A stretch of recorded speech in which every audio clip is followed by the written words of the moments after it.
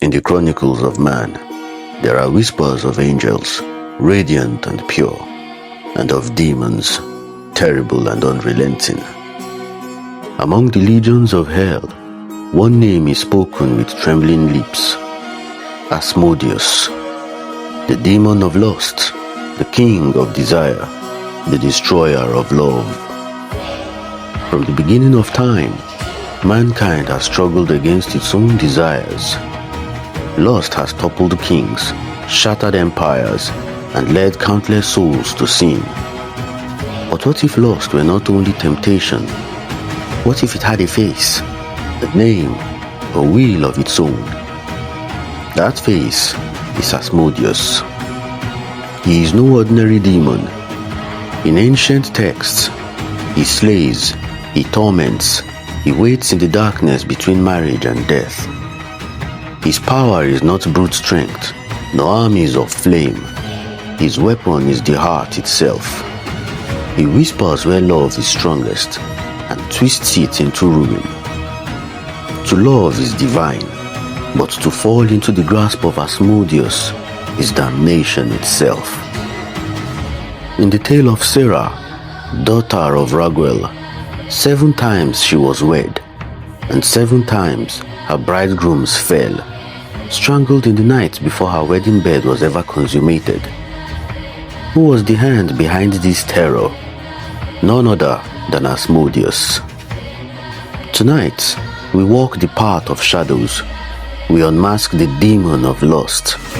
We descend into the abyss of desire itself, and we face the destroyer of love, Asmodeus. To understand Asmodeus, we must go back to the oldest of records.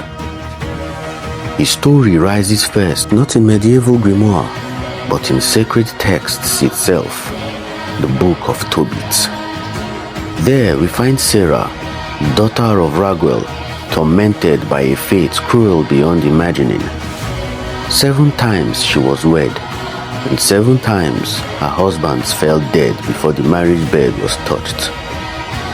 The texts tell us that Asmodeus, consumed with lust for Sarah, struck down each man who dared call her bride, not with blade nor poison, but with the hand of a spirit whose hunger could not be quenched.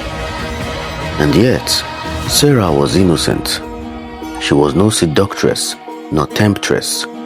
She was a victim. For Asmodeus is not merely the demon of lust, he is the destroyer of love itself, shattering bonds meant to endure. But into this despair stepped Tobias, son of Tobit, guided by the archangel Raphael, armed not with sword nor shield, but with faith, and a remedy as strange as it was powerful. From the entrails of a fish came the weapon destined to drive back the king of lust. Upon their wedding night, Tobias burned the heart and liver upon hot coals, and the smoke rose like a shield of fire. Asmodeus, enraged, fled from the chamber, only to be bound and cast into the deserts of Egypt by the hand of Raphael himself. This is the first and greatest tale of Asmodeus, the slayer of grooms, the tormentor of Sarah, and the defeated foe of the archangel. But scripture was only the beginning, for in the centuries that followed, Asmodeus would not remain in exile. His name would echo through rabbinic writings and folklore, no longer as a lurking shadow, but as a king. From exile to enthronement, the legend of Asmodeus was only just beginning. From the ashes of scripture, the tale of Asmodeus grew. No longer a shadow hiding behind Sarah's sorrow, he emerged in rabbinic law as a king. Some claimed him the ruler of demons, crowned with dominion over spirits of lust and corruption. Others said he was born of union between a fallen angel and a mortal woman, neither wholly divine nor fully human, but a being cursed with unquenchable hunger. In the tales of the sages, Asmodeus was cunning, not only a devourer of men, but a trickster, a deceiver, and above all, a corrupter. He was said to tempt kings with forbidden passion, to turn their hearts from wisdom to ruin. Where lust was kindled, he fanned it into flames that consumed kingdoms. The rabbis wrote of Solomon, the wisest of kings, whose reign was shaken by Asmodeus himself. Summoned and bound by the seal of Solomon, the demon revealed secrets of the spirit world. Yet when loosed, he cast Solomon down, usurping his throne for a time. Such was the cunning of the king of lust. In later centuries, Asmodeus' image darkened further. Medieval demonologists crowned him one of the 7 princes of hell. Some placed him as the very king of lust, commander of legions, presiding over the downfall of virtue and the ruin of love. His form was painted in dreadful detail: 3 heads, man, ram, and bull, a tail like a dragon's, feet like talons. He rode a lion bearer with wings of fire. And whenever he passed, desire became disease, passion became poison, and love became ashes. To name him was to summon him.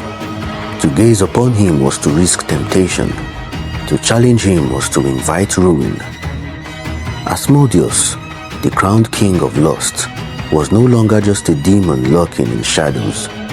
He had become a monarch of corruption, enthroned in the hearts of men. Love is a bond, sacred and eternal. It builds homes, it births nations, it shapes the destiny of men and women alike. Yet where love is strongest, lust creeps in like a serpent. And from lust's shadow rises its master, Asmodeus. In the lore of demons, Asmodeus is no mindless brute. His power lies in temptation. He is the whisper at midnight, the glance across the room, the unholy fire that burns beneath the veil of devotion. He twists passion into obsession, affection into hunger, union into betrayal. And where he passes, love dies. Medieval scholars wrote that Asmodeus ruled over the sin of lust itself, the most dangerous of desires. Unlike wrath, which burns and fades, lust consumes slowly, insatiably, endlessly. It devours kings and beggars alike, leaving ruin in its wake. To love is to be human, to lust is to be enslaved, and in that slavery, Asmodeus is king.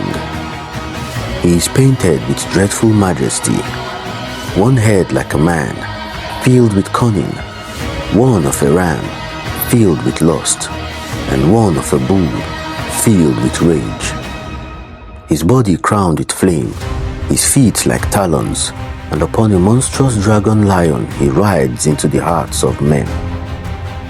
Artists feared him, scholars named him, lovers prayed against him. For in Asmodeus, desire itself was given a face. He is called the destroyer of marriages, not because he strikes with sword or fire, but because he strikes the bond of trust. His greatest cruelty is not death, but the slow, relentless poisoning of love until only ashes remain. Asmodeus is not a monster in the wilderness. He is a shadow within the human heart, and it is there he is strongest. As centuries passed, the name of Asmodeus spread beyond scripture into folklore. He was no longer just a shadow haunting Sarah, nor a whisper of lust, but a monarch of hell, a king enshrined in ink and fear. In the Grimoire of the Middle Ages, Asmodeus was crowned one of hell's great kings. In the Ars Goetia, the infamous book of the Lesser Key of Solomon, he is named as a ruler of 72 legions of demons. Someone has described him as a dreadful figure with 3 heads, of a man, a ram, and a bull, breathing fire, riding upon a dragon lion, and wielding the power of lust itself. He is said to appear only when compelled by ritual, when his sigil was drawn and his name invoked with trembling lips. Even then, the books warn, he is not to be trifled with, for though he may grant answers, his price is steep. The conjurer who falters risks not only failure, but possession. Yet for all his fury, Asmodeus was said to speak the truth if bound. Many Grimoire warned, he loathes water, he despises purity, and when forced, he reveals secrets hidden from mortal sight. But his truth is poisoned, his gifts are daggers, his promises are chains. In European folklore, he became a character of irony as well, sometimes a trickster, mocking the proud and the greedy. In tales, he humiliated kings, exposed liars, and toppled the unfaithful. Yet beneath every jest, there was ruin, for Asmodeus does not laugh with men, he laughs at them. In the Middle Ages, he was feared not just as a destroyer, but as a teacher of forbidden arts. He was lust, he was corruption, he was knowledge twisted into temptation. And with every name written, with every summoning whispered, Asmodeus grew not weaker, but stronger. Asmodeus, his name has echoed through scripture, through folklore, through grimoire inked in fear. From the wedding chambers of the innocent to the courts of kings, to the circles of conjurers, he has won many crowns, and yet his throne is always the same, within the human heart. For Asmodeus is not only the demon of lust, he is the reflection of desire unchained, love corrupted, devotion twisted into ruin. Where love is sacred, he desecrates. Where union is pure, he poisons. Where passion is holy, he makes it hunger.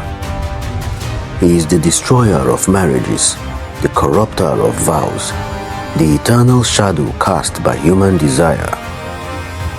Kings have fallen to him, empires have burned for him, families have shattered because of him, not with armies, nor with fire, but with whispers. His weapon is not war, but want. Some call him myth, others call him allegory, but the truth is darker. Asmodeus does not dwell only in the past, inked on fading parchment. He walks with mankind still, in every temptation, every betrayal, every bond broken by desire. He is as old as Eden, as patient as time, as eternal as the hunger within the human soul. And so, Asmodeus endures, not in hell's abyss, but in humankind. For the truest horror of Asmodeus is not the monster that stalks in shadows, but the shadow that already lives within the human heart.